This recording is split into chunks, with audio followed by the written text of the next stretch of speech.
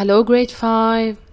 We are going to discuss today area of a disk. In this video we're going to review multiplying decimals. We're going to review center, radius, diameter.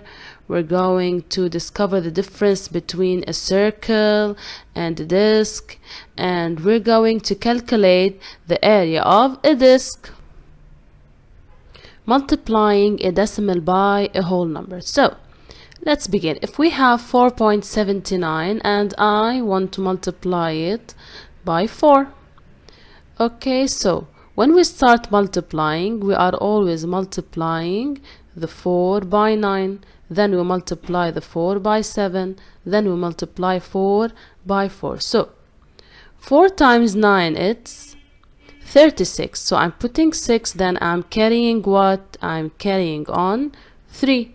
Now 4 times 7 is 28, plus 3, it's 31. So we put 1 and we carry on 3. Now 4 times 4 is 16, plus 3, it's 19. Now what do we have to do? If you still remember, we're going to count the places before the decimal point. So how many places before the decimal point I have? I have 1 place, 2 places again.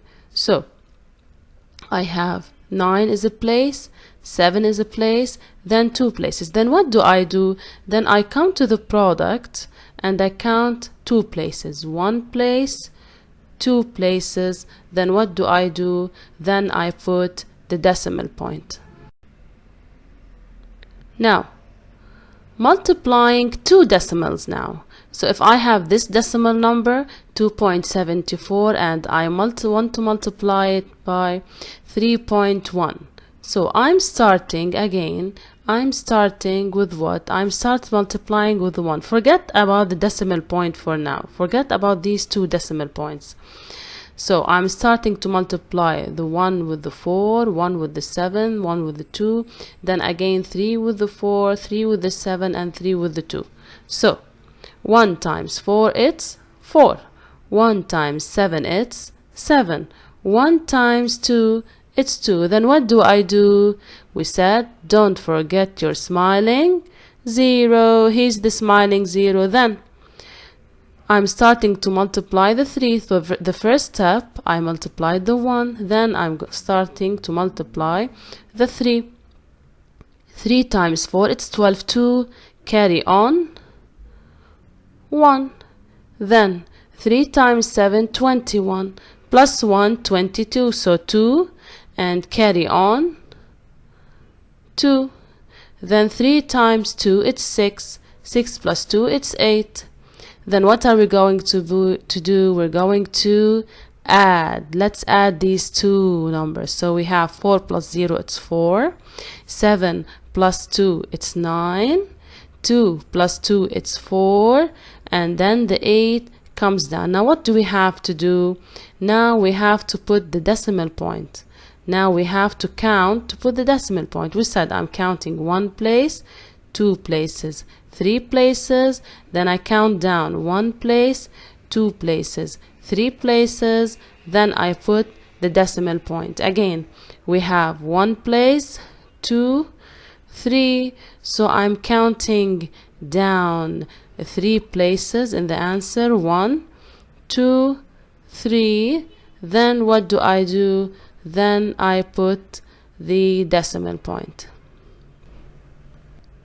Now what is a radius? Remember when we discussed about radius in class? So over here we have a point. When we draw around it a circle, it becomes the center of the circle. So we usually name the center O.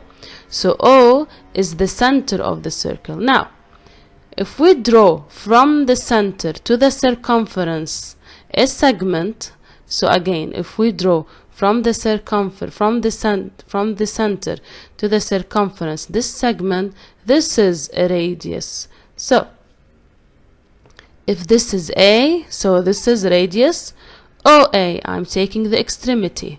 I'm taking the extremity, which is O and A, so I have segment OA. Another example. So from the center to the circle, if this is point B, so this is radius OB. Another example. So if this is a radius, this is C, so this is radius OC. Another example. This is a radius. This is the point D, so this is radius OD. Now what is a diameter? Let's review diameter. So again, if this is the circle, if this is the center O, and this is the diameter which passes through the O, the center, if this is A, this is B, what do we name it? This is AB, diameter AB. Again, if this is C, this is D, this is diameter CD. Again, if this is E and this is F, this is diameter EF. Circle or a disc. This is a what? We all know that this is a circle. This is a what now? This is a disc. Okay, so when we are talking about the circle, as a plane figure, we want to find the area of it. Okay, we say it's a disc. So around it we have the circle, but inside all of this shape plane figure, we're going to call it a disc. Now, this is a what? What are we going to call it? Is it a circle or a disc? A disc. This is a what? What are we going to call this? This is a circle. This one, it's a disc. How about this one? This is a circle. This one, this is a disc. This one, this is a circle. Now we're going to find the area of a disc. How to find the area of a disc? So this is a disc, this is the radius of the disc, and this radius is equal to 3 centimeters. So we always begin with the formula. What's the formula for the area of a disc? Area of a disc is pi times r times r. So this, we're going to read it a pi. So area of disc is always pi times r times r. What is r? R is the radius, this radius that we have. So r is the radius. What is pi? Pi, it's always a 3.14. So whenever you want to find the area of a disc and you put pi equals times r, pi, this is pi, it's always a 3.14. It doesn't change, you always keep it 3.14. So let's start. Area of a disc is 3.14 times 3 times 3. Again, from where did we get 3.14? It's always there. The pi is always a 3.14. So instead of pi, we're going to put 3.14. Instead of the first r, we're going to put 3. From where did we get the 3? It's in the question. It's here. Again, another r, another 3. Now, we're going to multiply these two numbers together. Aside, 3.14 times 3. So area disc is 9.42. From where did we get 9.42? You multiply 3.14 times 3. Then the 3 comes down. Then you multiply these two numbers and the answer is 28.26 centimeter squared. Another example, area of a disc. So this is the disc, this is the radius, and the radius is 4 centimeters. What's the first thing that we have to begin with? It's area of a disc equals pi times r times r. What is pi? It's always a 3.14.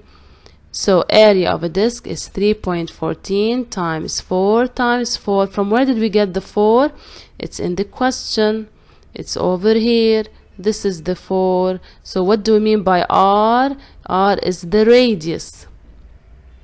Again, we're going to multiply these two numbers together. So area of a disk is 12.56, which is the product of 3.14 times 4. Then times 4 comes down, and then area of a disk is 50.24 centimeters squared. From where did we get that? We multiplied these two numbers together aside. We multiplied them aside, and we have this product. Don't forget that in the unit we have to put squared. Now, dear students, you are the true superheroes of the year 2020 for participating in the SLP program. Keep it up. We are all so proud of you. You are true superheroes. Thank you so much.